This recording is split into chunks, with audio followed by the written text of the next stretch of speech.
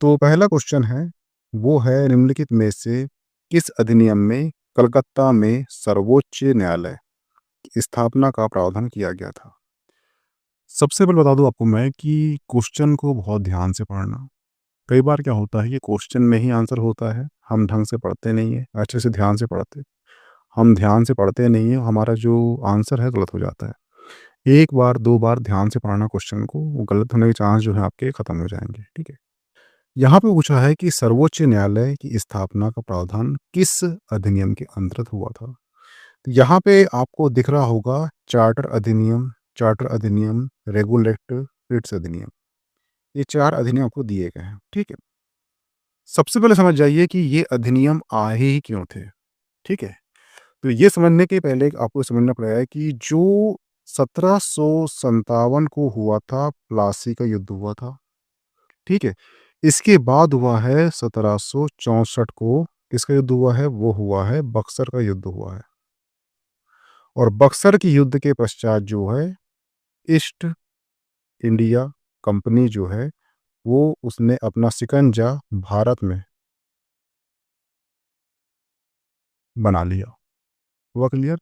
1764 के बक्सर युद्ध को अंग्रेज द्वारा जीत लिया गया और इसके बाद बंगाल पर ब्रिटिश ईस्ट इंडिया कंपनी ने अपना शिकंजा कस लिया। हुआ क्लियर? लेकिन जो ब्रिटेन था, वहाँ की सरकार जो है किस पर, ईस्ट इंडिया कंपनी पर कंट्रोल पाने के लिए, इस पे नियंत्रण पाने के लिए बीच बीच में एक्ट लाते गई और इसी को हम कहते हैं चार्टर एक्ट कहते हैं। अब सवाल आपके मन में ये उठ रहा होगा कि यहाँ पे चार्टर वर्ड यूज क्यों किया गया, अधिनियम वर्ड यूज क्यों नहीं किया गया? उसके पीछे रीजन है। देखना, एक होता है चार्टर और एक होता है अधिनियम। हुआ क्लियर? चार्टर का मतलब होता है कि अगर भारत है, यहाँ भारत है, ठीक है, भारत देश में कंट्रोल पाने के लिए भारत देश के बाहर अगर कोई कानून बनता है और वो भारत में अप्लाई होता है, तो उसे कहते हैं चार्टर। सिंपल सी बात कहा जाए तो भारत के प्रशासन को नियंत्रण स्थापित करने के लिए जो कानून बनाया जा रहा है, वो कानून भारत देश के बाहर बन रहा है, अप्लाई भारत में हो रहा है, इसलिए इसे कहा गया है चार्टर अधिनियम। लेकिन वही सेम चीज भारत का प्रशासन के लिए जो कानून बन रहा है, वो भारत के अंदर ही बन रहा है, उसे कहते हैं अधिनियम। हुआ क्लियर? इसलिए आप देखना कि 1857 की क्रांति के बाद दो पार्ट में बांट लो इसे। ठीक है, इधर होता है आपका ईस्ट इंडिया कंपनी, इधर होता है ब्रिटिश क्राउन। 1757 के बाद जो है ब्रिटिश क्राउन का आधिपत्य हो जाता है भारत में, और 1757 के पहले किसका आधिपत्य होता है भारत में, वो होता है ईस्ट इंडिया कंपनी का। इसलिए 1773, 1793, 1813, 1833, 1853, ये सारे अधिनियम को बोलते हैं हम चार्टर अधिनियम। लेकिन उसके बाद जो ब्रिटिश क्राउन है भारत में, वो शासन करने लग जाता है और भारत में ही वो भारत के अकॉर्डिंग नियम बनाता है, भारत के अंदर ही बनाता है। इसलिए इसके बाद के जो लॉ है, जो कानून है, उसे कहते हैं अधिनियम। तो इतना आपको समझ में आ चुका होगा कि अधिनियम और चार्टर में अंतर क्या होता है। हुआ क्लियर? उसी प्रकार जो है ब्रिटेन की सरकार ने ईस्ट इंडिया कंपनी में नियंत्रण स्थापित करने के लिए सबसे पहला जो एक्ट लाया था, उसका नाम था रेगुलेटिंग एक्ट 1773। और इस एक्ट के माध्यम से जो कंपनी है, उसके कार्यों को नियमन और नियंत्रण करने के लिए ब्रिटिश सरकार द्वारा उठाया गया यह पहला कदम था। हुआ क्लियर? इसका मतलब यह है कि कंपनी के शासन पर संसदीय, कहाँ की, ब्रिटेन की संसद नियंत्रण स्थापित करना चाहती थी। हुआ क्लियर? इसके द्वारा जो है पहली बार प्रशासनिक और राजनीतिक कार्य को मान्यता दी गई थी इस अधिनियम के अंतर्गत। हुआ क्लियर? और इसके लिए एक केंद्रीय प्रशासन की नींव भी रखी गई थी। और इसी अधिनियम के अंतर्गत जो बंगाल का और इसी अधिनियम के अंतर्गत जो बंगाल के गवर्नर थे, वो अब बंगाल का गवर्नर जनरल पद के नाम से जाना गया। और इसके बाद जो है मुंबई एवं मद्रास के गवर्नर को इसके अधीन किया गया। हुआ क्लियर? और इस एक्ट के तहत जो बंगाल का पहला गवर्नर जनरल बना था, उसका नाम था लॉर्ड वारेन हेस्टिंग। क्या नाम था? Lord Warren Hasting. लेकिन इसके बाद एक एक्ट आता है, वो आता है 1833 का एक्ट आता है। और इस एक्ट के माध्यम से जो बंगाल का गवर्नर जनरल था, वो संपूर्ण भारत का गवर्नर बन जाता है। और 1833 का जो चार्टर अधिनियम था, इस अधिनियम के अंतर्गत जो बंगाल के गवर्नर जनरल को भारत का गवर्नर जनरल कहा जाने लगा। हुआ क्लियर? और भारत का जो पहला गवर्नर जनरल होता है, वो होता है लॉर्ड विलियम बेटिक, जिसका नाम आपने सती प्रथा के उन्मूलन के लिए सुना होगा। और जो 1773 का जो रेगुलेटिंग एक्ट है, इसी एक्ट के अंतर्गत जो कलकत्ता है, कलकत्ता में 1774 यानी कि 1774 ईस्वी में एक उच्चतम न्यायालय की स्थापना की गई, जिसमें मुख्य न्यायाधीश और 3 अन्य न्यायाधीश होते थे। और इसी 1773 19 और इसी 1773 1773 का जो रेगुलेटिंग एक्ट है, इसके अंतर्गत कलकत्ता में 1774 यानी कि 1774 ईस्वी में एक उच्चतम न्यायालय की स्थापना की गई, जिसमें एक मुख्य न्यायाधीश और 3 जो है अन्य न्यायाधीश थे। और जो मुख्य न्यायाधीश थे, उनका नाम था सर एलिजा इम्पे। क्या नाम था? Sir Elijah Impey. ठीक है, तो ये नाम आपको याद होना चाहिए। ये कई जो एग्ज़ाम है, पीएससी, वनडे, यूपीएससी सब पूछ चुका है कि 1774 में कलकत्ता में जो उच्चतम न्यायालय की स्थापना की गई थी, उसके पहले मुख्य न्यायाधीश कौन थे? तो वो थे सर एलिजाह इम्पे। और जो अन्य 3 न्यायाधीश थे, उनका नाम था, एक थे चैम्बर्स, एक थे लेमेस्टर और एक थे हाइड। ये नहीं पूछेगा, परंतु जो मुख्य न्यायाधीश है, आपको सिर्फ वो याद रखना है। हुआ क्लियर? तो इसका आंसर क्या होगा? इसका आंसर होगा ऑप्शन ए 1773 रेगुलेटिंग एक्ट। हुआ क्लियर? नेक्स्ट क्वेश्चन है, सूची 1 और सूची 2 को सम्मिलित कीजिए। मैंने आपको बता चुका हूँ कि सर्वोच्च न्यायालय की स्थापना अधिनियम 1773 के अंतर्गत हो चुकी है। ठीक है, अब ये पिट्स भारतीय अधिनियम क्या है? तो ध्यान रखना, 1784 1784 को पिट्स इंडिया एक्ट लाया गया।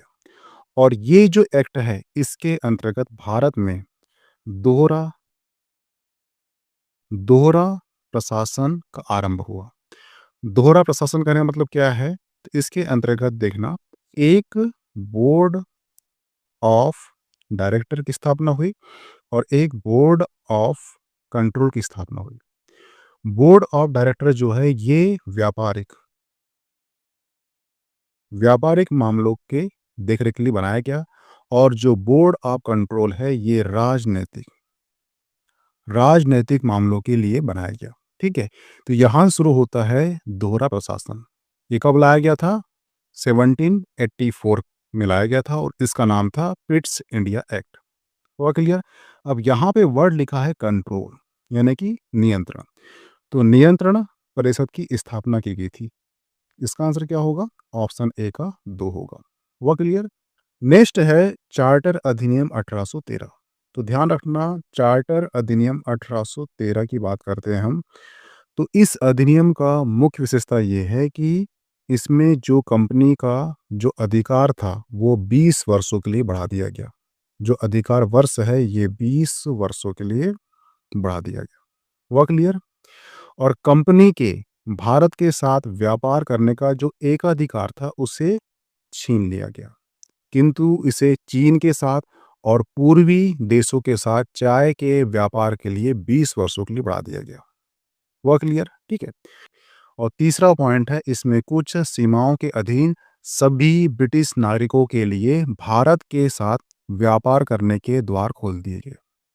यानी कि ईस्ट इंडिया कंपनी व्यापार तो कर रही थी, परंतु जो ब्रिटेन के लोग हैं, वो भी अपना व्यापार भारत से कर सकते हैं। इसके द्वार खोल दिए गए 1813 के चार्टर अधिनियम के अंतर्गत। चौथी और सबसे मुख्य बात, उसमें क्या किया गया कि जो अब तक यानी 1813 तक अभी तक जो ईसाई पादरियों को भारत में आने की अनुमति नहीं थी धर्म प्रचार के लिए, लेकिन 1813 के अधिनियम के द्वारा ईसाई पादरियों को भारत में आने की सुविधा मिल गई। ऐसा क्यों किया गया था? ऐसा इसलिए किया गया था कि 1857 की क्रांति के बाद अंग्रेज लोग जान चुके थे कि हम भारत में अपना धर्म प्रचार नहीं कर सकते। जब उनको लगा कि हमारा नियंत्रण स्थापित हो चुका है, हमारे कंट्रोल में चीज़ें आ चुकी है, तब 1813 में उन्होंने ईसाई पादरियों को अनुमति दी भारत में आने की, अपना धर्म प्रचार करने की। हुआ क्लियर? ठीक है। तो यहाँ पे क्या लिखा है? इंग्लिश मिशनरियों को भारत में कार्य करने की अनुमति। इसका आंसर क्या होगा? ऑप्शन सी का चार्टर अधिनियम 1913 के अंतर्गत में लिख चुका है। इसका आंसर क्या होगा? चार्टर अधिनियम 1913 के अंतर्गत ये प्राप्त हो चुका था। हुआ क्लियर? अब बात करें हम किसकी? 1833 का चार्टर अधिनियम की। तो ध्यान रखना, 1833 का चार्टर अधिनियम के अंतर्गत मैंने बताया था कि भारत में जो पहला एक्ट आया था, वो आया था 1773 में। और इसमें क्या किया गया था? इसमें बंगाल का गवर्नर जनरल पद बनाया गया था। लेकिन वहीं पर जो 1833 का एक्ट आता है, उसमें जो बंगाल का गवर्नर जनरल था, वो अब संपूर्ण भारत का गवर्नर जनरल कहलाएगा। इसी प्रकार संपूर्ण भारत का पहला गवर्नर जनरल कौन था? वो था लॉर्ड विलियम बेंटिक। लेकिन वहीं पे क्वेश्चन कराया कि बंगाल का पहला गवर्नर जनरल कौन था? 1773 के अकॉर्डिंग तो वो था लॉर्ड वारेन हेस्टिंग। ये छोटा सा डिफरेंस है, ये याद रखना। वो क्लियर? बंगाल पूछेगा तो लॉर्ड वारेन हेस्टिंग, लेकिन वहीं पूछ लिया कि संपूर्ण भारत का पहला गवर्नर जनरल कौन था, तो वो था लॉर्ड विलियम बेंटिक। हुआ क्लियर? जिसका नाम आपने सुना होगा सती प्रथा के उन्मूलन के लिए। हुआ क्लियर? ठीक है। और यही एक कारण था कि जो विधिक परामर्श हेतु गवर्नर जनरल की परिषद में एक विधि सदस्य, क्या बोला मैंने? विधिक परामर्श हेतु गवर्नर जनरल की परिषद में विधि सदस्य के रूप में चौथा सदस्य को शामिल किया गया। यानी कि यहाँ क्या पूछा है उसने? गवर्नर जनरल की परिषद में कानूनी सदस्य की नियुक्ति किसमें की गई थी? वो की गई थी 1833 के चार्टर्ड अधिनियम के अंतर्गत। वह क्लियर? तो आई होप कि आपको सारे ऑप्शन और उसके जो आंसर थे क्लियर हो चुके होंगे। ठीक है। ए का क्या होगा? ये 2 होगा। ठीक है। बी का क्या होगा? ये होगा 1 होगा। सी का 3 होगा। डी का 4 होगा। इसका आंसर होगा आंसर बी। वो क्लियर? ये ध्यान रखना। नेक्स्ट क्वेश्चन है, किस अधिनियम के द्वारा ब्रिटिश संसद में चाय और चीन के साथ व्यापार को छोड़कर ईस्ट इंडिया कंपनी ने भारत के साथ व्यापारिक एकाधिकार को समाप्त कर दिया? मैंने बताया था आपको कि चार्टर्ड अधिनियम 1813 के माध्यम से ब्रिटिश संसद ने चाय और चीन के साथ व्यापार को छोड़कर जो India company east India company ने भारत के साथ व्यापारिक एकाधिकार को समाप्त कर दिया। जबकि यही 1833 यानी कि 1833 के चार्टर्ड अधिनियम द्वारा कंपनी के समस्त व्यापारिक कार्य समाप्त कर दिए गए। यहाँ ध्यान रखना, छोटा सा डिफरेंस है। आपसे पूछेगा 13 में एकाधिकार समाप्त किया और 33 में संपूर्ण व्यापारिक कार्य समाप्त कर दिए गए। ऐसा क्यों? क्योंकि अब जो कंपनी है ये व्यापार नहीं करेगी। एक्चुअली जो ब्रिटिश गवर्नमेंट है, जो ब्रिटिश सरकार है, उसके लिए भारत में प्रशासन को संभालेगी। इसलिए यहाँ पर सभी चीज समाप्त कर दी गई ईस्ट इंडिया कंपनी की। इसका आंसर क्या होगा? ऑप्शन ए 1813 का चार्टर अधिनियम। यहीं पे क्वेश्चन आता संपूर्ण आता, तो उसका आंसर बी होता, परंतु यहाँ पर ए का अधिकार पूछा है तो उसका आंसर ऑप्शन ए होगा। हुआ क्लियर? कंफ्यूजन बिल्कुल मत होना यहाँ पर। नेक्स्ट क्वेश्चन है, चार्टर्ड एक्ट 1813 के संबंध में निम्नलिखित कथनों पर विचार कीजिए। पहला जो कथन है उसमें बोला गया है कि इसने भारत में ईस्ट इंडिया कंपनी के व्यापार एकाधिपत्य को चाय का व्यापार और चीन के साथ व्यापार को छोड़कर समाप्त कर दिया। ये जो चीज है ये 1813 में हो चुकी है, यानी याला जो ऑप्शन है वो सही है क्योंकि 1813 के बारे में पूछ रहा है। दूसरा पॉइंट है उसमें बोला है कि इसने कंपनी द्वारा एक अधिकार के लिए भारतीय राज्य क्षेत्र पर ब्रिटिश राज्य क्राउन की संप्रभुता को सुदृढ़ कर दिया। ध्यान रखना, जो 1813 का ब्रिटिश ईस्ट इंडिया कंपनी का जो एकाधिकार था समाप्त कर दिया गया। साथ ही इस एक्ट के माध्यम से कंपनी द्वारा अधिकृत भारतीय राज्य क्षेत्र पर ब्रिटिश क्राउन की संप्रभुता को सुदृढ़ भी कर दिया गया। हालांकि इस एक्ट के माध्यम से जो कंपनी थी उसका जो अधिकार पत्र था वो 20 वर्षों के लिए इन क्षेत्रों पर बढ़ा दिया गया था और उसका जो अधिकार और उसका जो राजस्व सौंपा गया। और यही पॉइंट जो है कथन जो 2 दिया गया है, कथन जो सेकंड दिया गया है उसको ये सही करता है। हुआ क्लियर? लेकिन जो कथन थर्ड है वो बोलता है कि भारत का राजस्व अब ब्रिटिश संसद के नियंत्रण में आ गया था। ये गलत है। गलत कैसे है तो ध्यान रखना, भारत का राजस्व 1858 ईस्वी में अधिनियम द्वारा, यहाँ पे क्या वर्ड आ गया अधिनियम, वहां पे क्या आया था चार्टर, क्योंकि चार्टर क्या बन रहा था, जो देश के बाहर बनते हैं देश में नियंत्रण स्थापित करने के लिए, उसे कहते हैं चार्टर। परंतु जो कानून जो लॉ देश के भीतर ही बन रहे हैं, देश के प्रशासन पर नियंत्रण स्थापित करने के लिए, उसे कहा जाता है अधिनियम। इसलिए यहाँ पे कहा गया 1858 ईस्वी के अधिनियम द्वारा ब्रिटिश संसद के सीधे नियंत्रण में लाया गया, जब ब्रिटिश कैबिनेट मंत्री के अधीन सेक्रेटरी ऑफ स्टेट का पद बनाया गया। ब्रिटिश कैबिनेट मंत्री के अधीन सेक्रेटरी ऑफ स्टेट का पद बनाया गया, विशेषकर राजस्व प्रशासन में उनकी सहायता के लिए काउंसिलिंग ऑफ इंडिया का गठन किया गया। इसका आंसर क्या होगा? इसका आंसर ये नहीं होगा क्योंकि ये 1858 में हुआ है और यहाँ बात कर रहा है किसकी, वो 1813 की बात कर रहा है। तो इसका आंसर क्या होगा? ऑप्शन 1 और 2 सही होंगे, थर्ड जो है गलत हो जाएगा। हुआ क्लियर? नेक्स्ट क्वेश्चन है, किस अधिनियम ने भारतवासियों को अपने देश के प्रशासन में कुछ हिस्सा लेना संभव बनाया? तो ध्यान रखना, चार्टर एक्ट अधिनियम की जो धाराएं हैं उसमें सबसे महत्वपूर्ण धारा जो है उसकी संख्या है 87।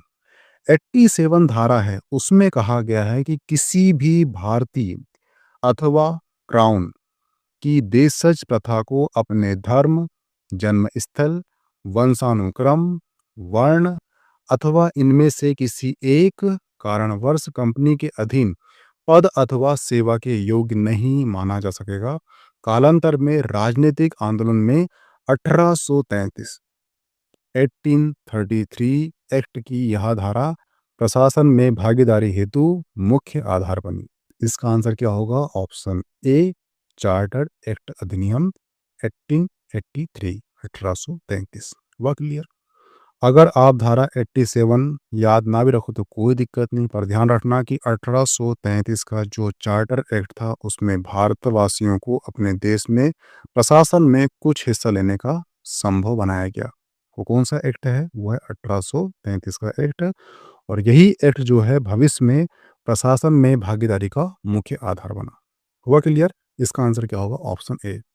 तो यहाँ पे जो पॉलिटी का जो पहला PYQ था, प्रीवियस ईयर का जो लेक्चर था, समाप्त होता है और ये सीरीज कंटिन्यू रहेगी जिसके अंतर्गत हम पॉलिटी, हिस्ट्री, ज्योग्राफी, इकोनॉमी सभी के जो PYQ ये लाएंगे। ठीक है, ये सीरीज को बहुत ध्यान से वॉच करना ताकि आपको कोई भी एग्जाम तो भारत की वहाँ पे आपको हेल्प हो सके। ठीक है, मिलते हैं नेक्स्ट टॉपिक में। इसकी PDF आपको प्राप्त हो जाएगी मीमांसा एकेडमी के टेलीग्राम ग्रुप में। तो उसे जॉइन कर लीजिए। ओके, थैंक्स, मिलते हैं नेक्स्ट टॉपिक में।